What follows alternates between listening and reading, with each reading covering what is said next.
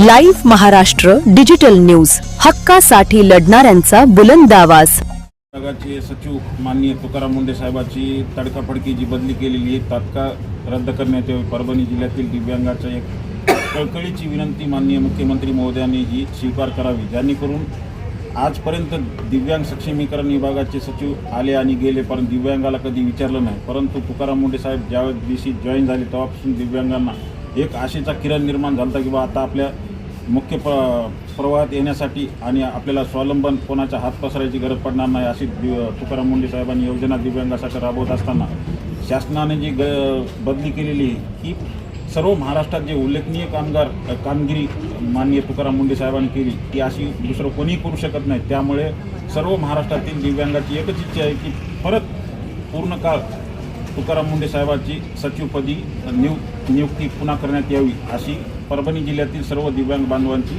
कळकळीची विनंती आहे।